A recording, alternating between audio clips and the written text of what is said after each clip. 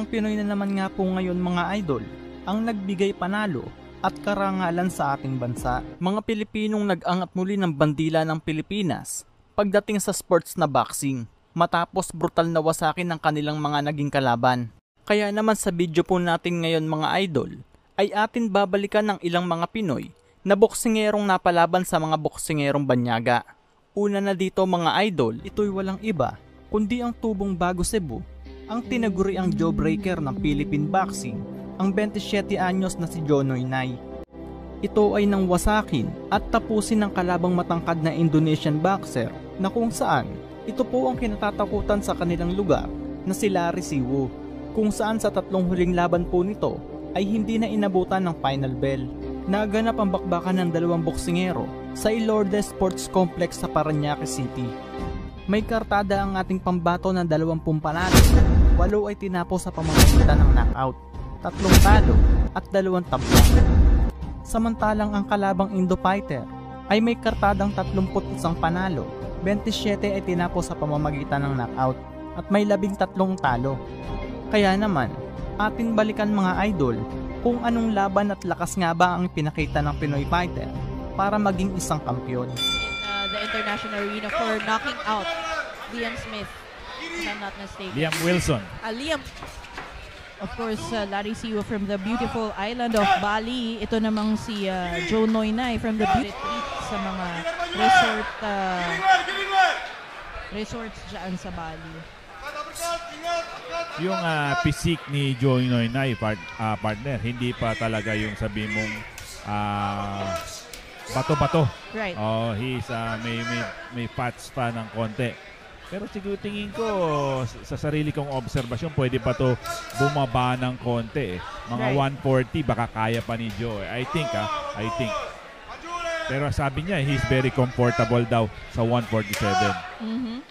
Yes, ayun nga, tama, Gerald Lucanias. Umakyat si Joe Noynoy, no, ng sabi mo nga partner, dalawang weight divisions. He previously held the WBO super featherweight title. Right. 130. 130. Then lightweight at super lightweight ang ang tinalunan niya. So he is now campaigning dyan sa welterweight 147 pound division. Joe Noynoy enters this ring with a record of 20 wins, 8 of which are knockouts, and 3 losses, no, and that 1 knockout from Liam. Oo. Tsaka yung isang losses niya, natatandaan ko, Night of Champion din yun, right, against Richard Pumikpik. So, naalala ko na naman. Yan na naman. Parang Night of Champion 9 yata yun. O 8 o parang gano'n. Mga unang-unang Night of Champion pa yan. Larry Siwu, on the other hand, has 31 wins, 27 of which are knockouts. And 13 losses, no? 4 of which are knockouts. And itong kay Coach Titing, meron yatang pasalubong na chocolate galing Korea eh. Yes. Yes.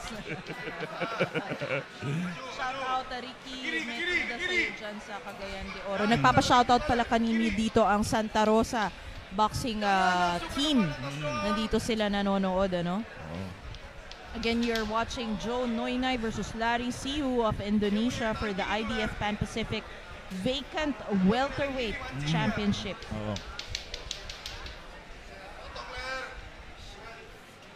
Medyo tinawanan ako ni Coach. Pag nakita kami, bibigyan niya na ako. Head-head body combination by Larry Siwu. Joe Noynoy answers with a left. Remains composed.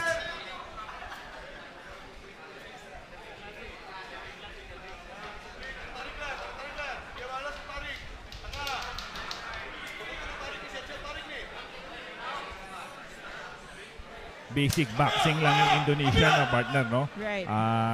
Hindi siya masyado malayo and laging nakatutok yung jab sa'yo. Exactly.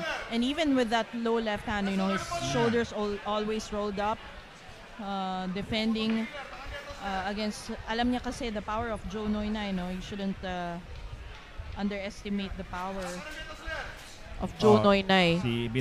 Binabati ko si Franco Asmulo. Shoutout also MT Carmel Vlogger from Mindanao. Kamusta po kayo dyan? Mabuhay po kayong lahat dyan. Mukhang si Coach Titing Two left hand by Joe Noynay. Yes. Mukhang si Coach Titing nilalayo ang istorya. Medyo ayaw niya yata akong bigyan ng pasalubong. Pero tama yung obserbasyon ni Coach Titing. Medyo delikado daw siya yung Pilipino kasi legit na welterweight itong And really the size difference, no? You can see it on screen. But so far Noynay is gaining success with that left hand, consistently landing on the head of Larry Siwu. Also goes down to the body. Ang medyo kapansin-pansin on Joe Noynay yung foot speed. Medyo wala siya ngayon. Kasi nung lighter division niya, medyo maganda ang paa ni Joe. Ngayon medyo flat-footed siya. Yeah, you're right. Good observation, partner. 4-punch combination by the Indonesian, answered by a 4-punch.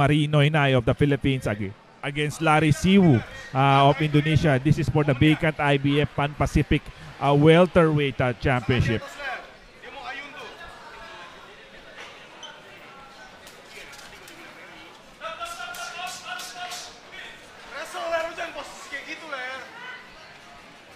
Medyo talagang sa physique tsaka sa laki, I think tsaka legitimate welterweight talaga to si Larry Siwu. Etong si I think there's a cut on the left eyebrow of Larry Siwu. It could be because of accidental headbutt between the two fighters. Hindi naka-continue ang isang fighter. The decision will be given as a technical draw. So hopefully walang mangyaring ganon. Binabati ko si Lovely Bravo who is watching from Kidapawan City.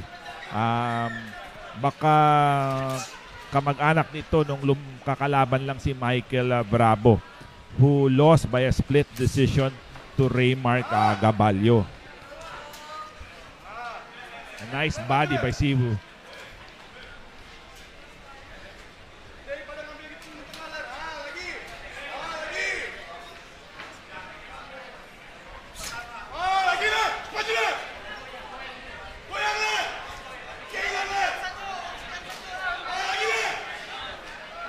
The Indonesian fighter trying to come inside and make it a shorter fight against Joe Noynay. Pero meron siyang cut sa left eyebrow due to accidental headbutt. Nandito po tayo. We are live dito sa Elorde TV. Elorde Grand Ballroom. This is the main event.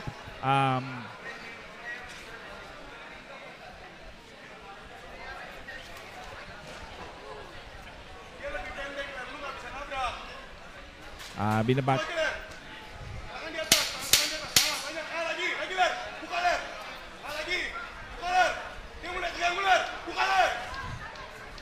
the blood is trickling in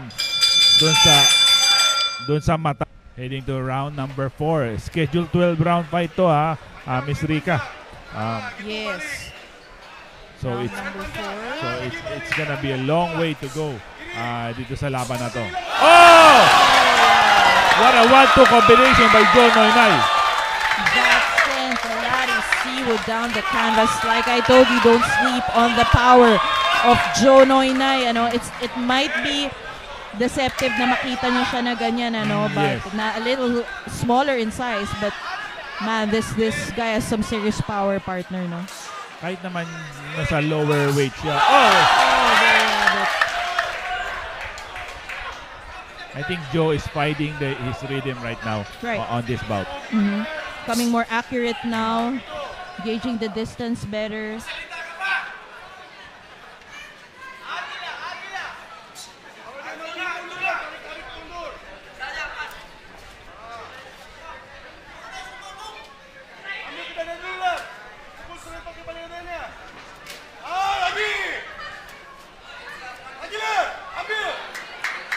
Joe Noynay was able to slip those punches. Good head movement by Joe Noynay.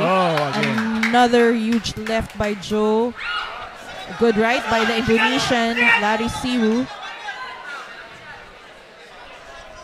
Good job by Larry for maintaining composure, not being careless after that knockdown. Tinatago ni Joe yung left niya Talagang and then suddenly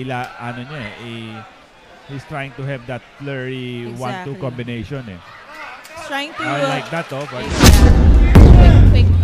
Oh! Wow! That was a huge punch. Partner, did you see that punch? Hindi man lang niya, it was a simple, parang laglag lang, partner. And the power of that punch, Larry Siwu is still a little stunned. The power of Joe Noynay. Right now he's pummeling the body and the head of Larry Siwu. Matalino talaga si Joe Noynay. Exactly. He's hitting the body para bumaba yung guard. Right. Good at setting up punches. Very high boxing IQ for Joe Noynay. And if anyone questions his power at this weight division, I think you have your answer, partner, right? Oh, wow. Relentless punishment. Dito ay wagi ang ating kababayan na si Joe Noynay via 4th round technical knockout at nakuha ang bakanting IBF Pan-Pacific welterweight title. The new IBF Pan-Pacific welterweight champion, Joe Marie Noynay. At 4 na buwan lamang po ang nakalipas mga idol. October 7, 2023, ang rank number 1 sa welterweight division dito sa Pilipinas na si Joe Noynay, na kasalukuyang kampyon, ay hinamon ng kapwa Pinoy boxer na si RJ Toquero. Dito nga mga idol ay may kasalukuyang kartada na ang ating bida na 21 panalo, siya may tinapos via knockout, 3 talo at 2 tabla. Sa laban na ito mga idol ay tila napakabilis ng pangyayari, kaya naman inyo pong panoodin ang ipinakitang laban ni Joe Noynay.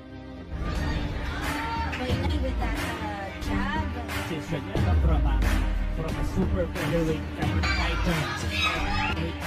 Kami na yan is really comfortable with it. Shout out kay Coach Leo. Nice body.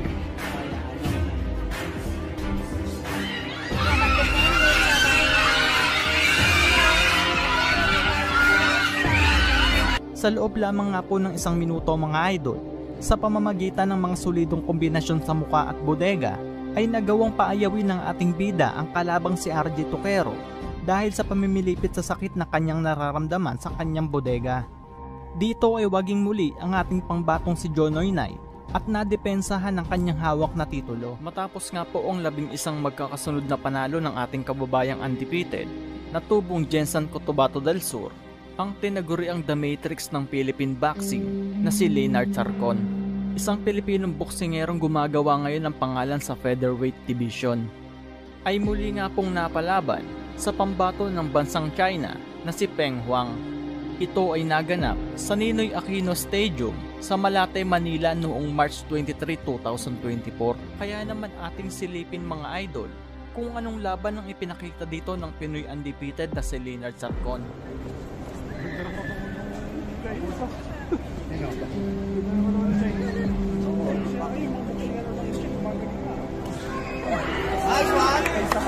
Let's go!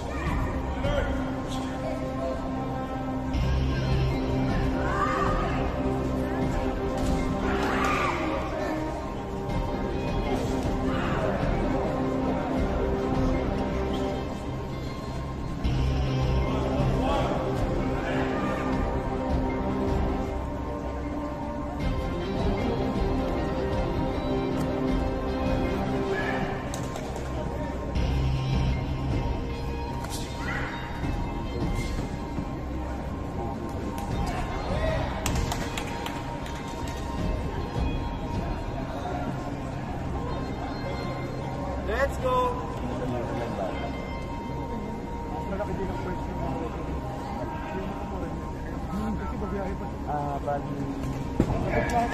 1,000 pagkain.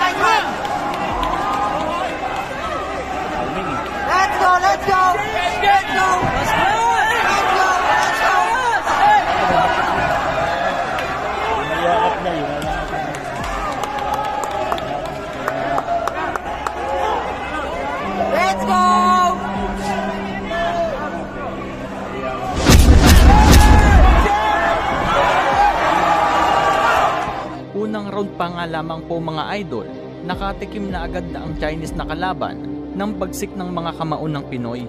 2 beses nga po itong bumagsak sa unang round pa lamang ng kanilang sagupaan. Let them go! Let's go, Leonard! Let's go!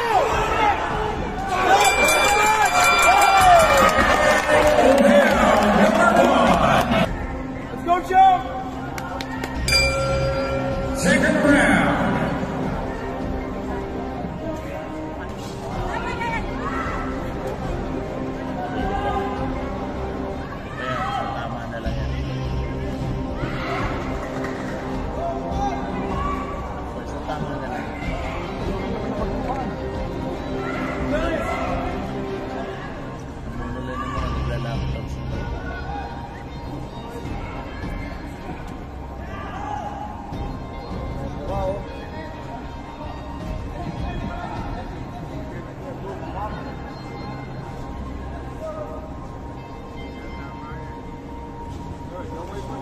Let's go!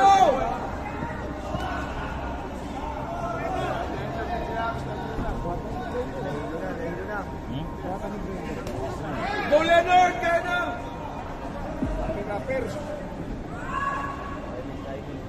Timing. Matrix.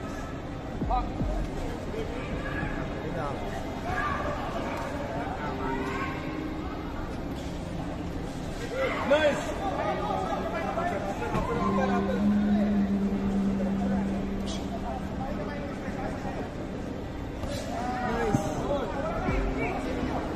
Logi na! Let's go! Let's go!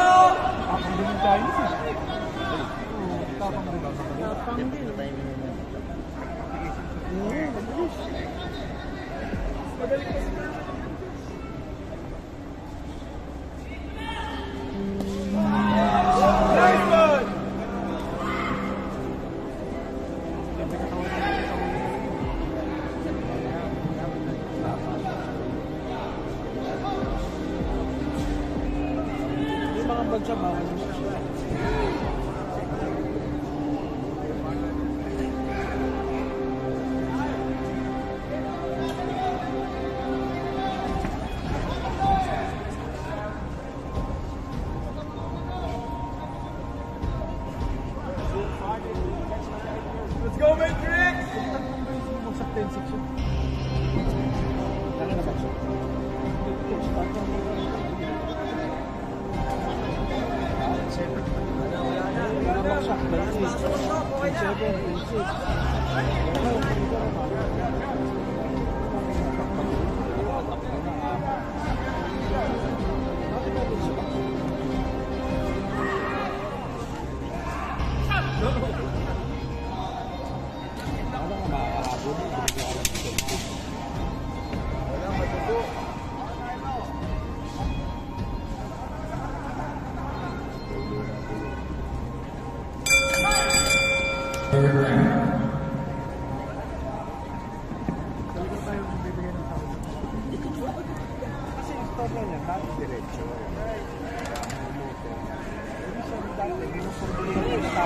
Nawawala ng pula.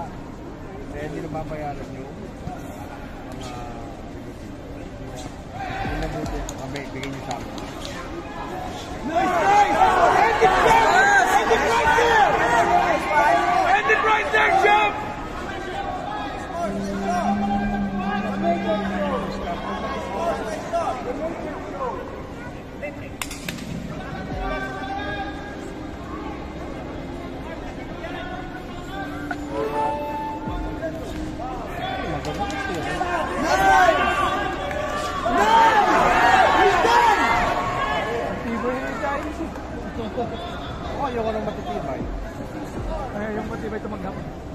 makulong ako. Maganda sa puto. Mga pali. Malakas sumalit sa coach kasi yun.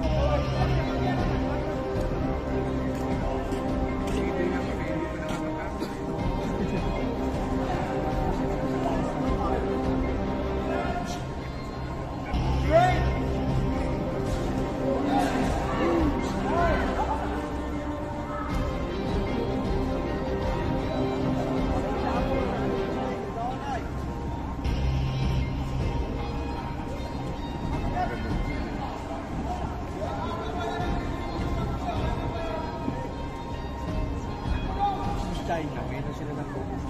Hindi mo dagan. Hindi na nabubuhay ko. Hindi ko na Japan, Pinas, ilang dekada na. Mga Arabo, mga Arabo, ngayon dapat.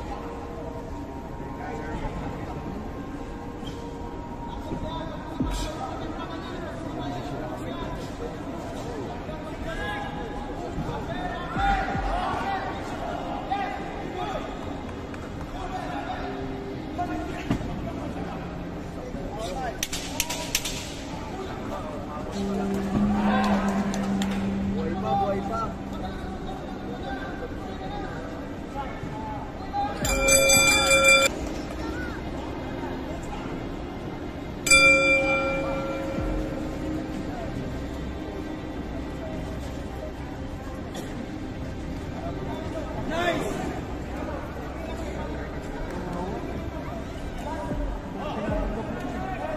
Ayoko yung mga tumangga.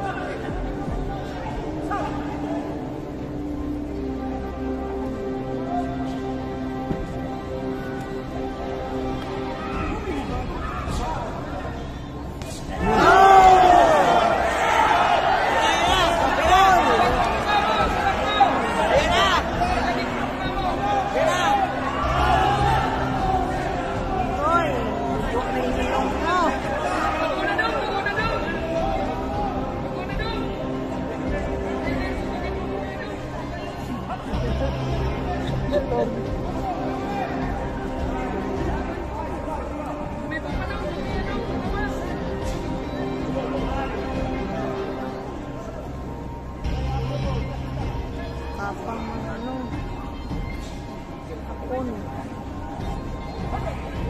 Bukadong. Bukadong. Welcome! May trainer naman.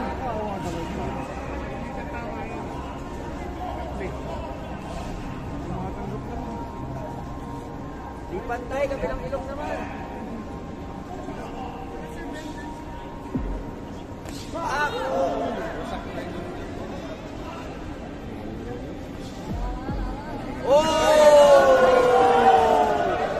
Let's go! Bye! Pantay lang! Good job! Pag ganyan, kunwari, dapat pwede mo tawagin nyo rin.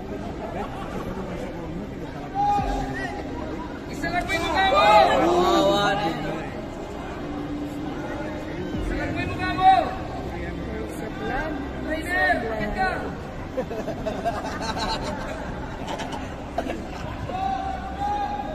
Hindi naman tumatakbo, nasa harap lang eh.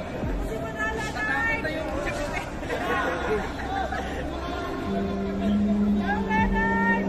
At hindi, Chinatown yan.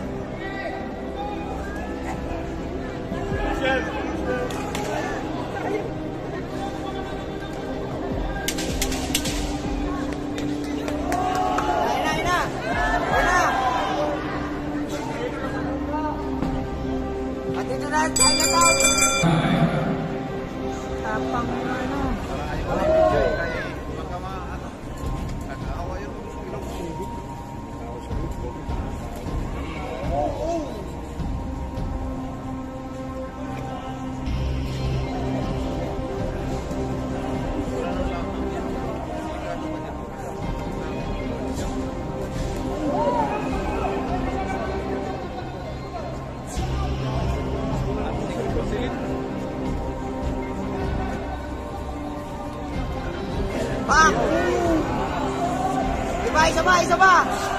Isa pa.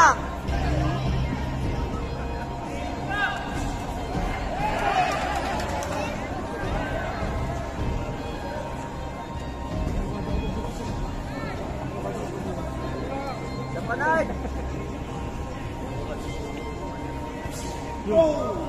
Tapos mga isa, nakipat.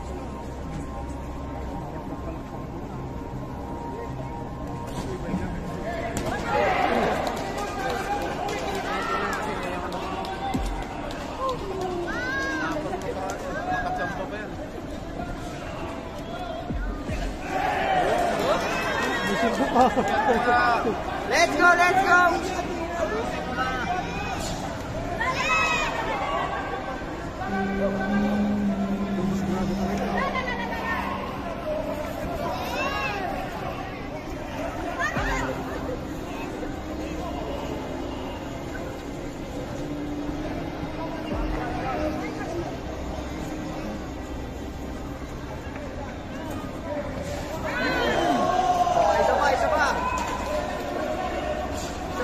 Nasa Pinondo yan.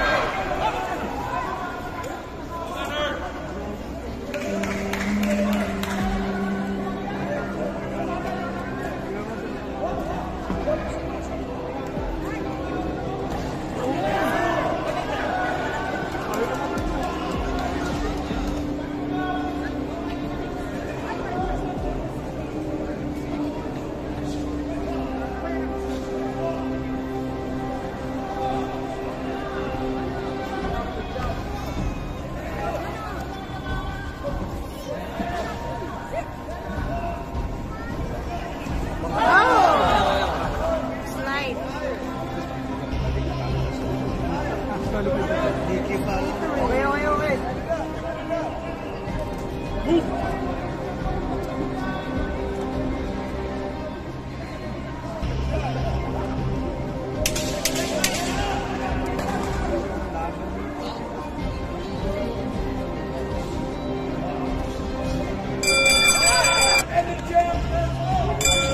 Round 6.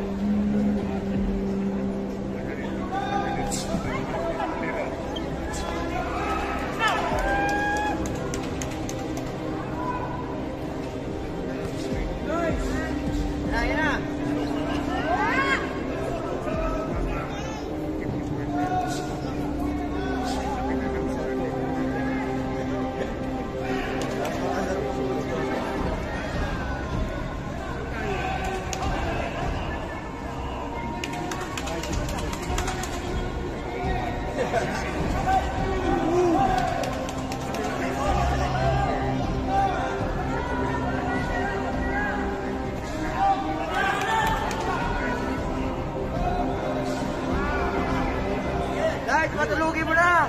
Tama mo na yung coach.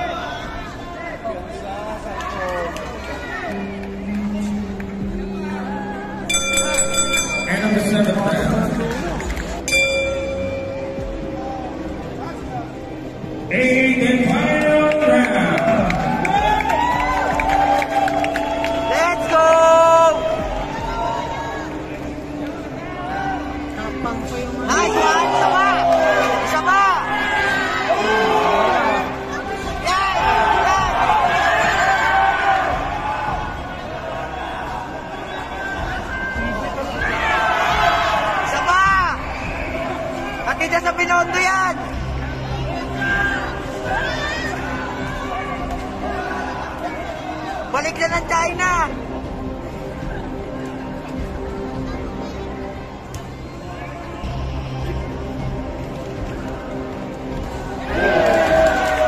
Sama!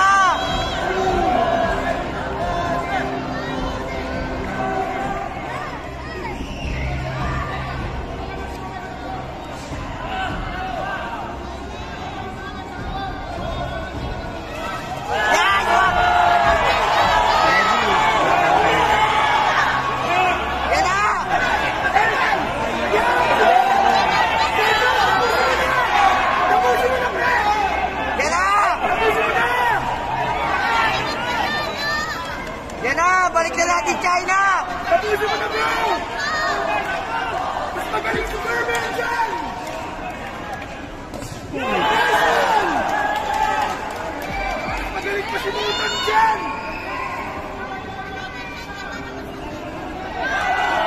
Wala na! Pati na lang dyan! Galit na! Nagalit na! Pati na lang dyan!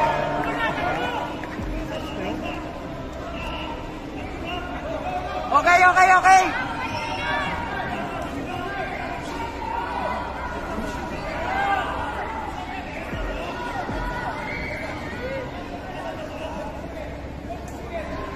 "45 seconds na lang, Jam! 45!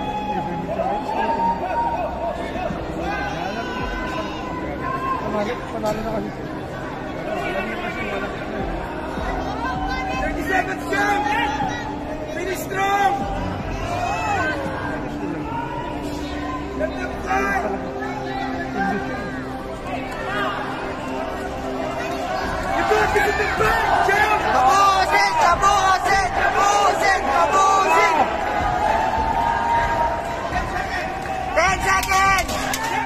Bagamat napabagsak ng ating kababayan ng Chinese na si Peng Huang mga idol, ay may tibay din talaga itong kalaban. Kaya naman, umabot ang resulta sa kamay ng mga hurado at dito ay wagi ang ating kababayan by unanimous decision. At nananatili pa din na undefeated ang Pinoy na may ibinabanderang kartadang 12 panalo, 5 ay tinapos nito by knockout. 9 na buwan lamang po ang nakalipas mga idol ay muling napalaban ng ating bida sa kapwa Pinoy na boksingerong si Jason Dogelio noong December 21, 2024.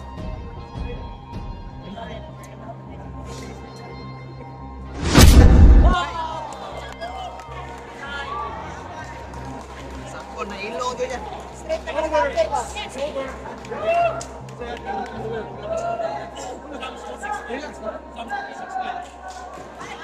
Ano ang masasabi nyo mga idol sa bagsik ng mga kamao ng boksingerong ito? Paki-comment naman po ang inyong opinyon. Maraming salamat po.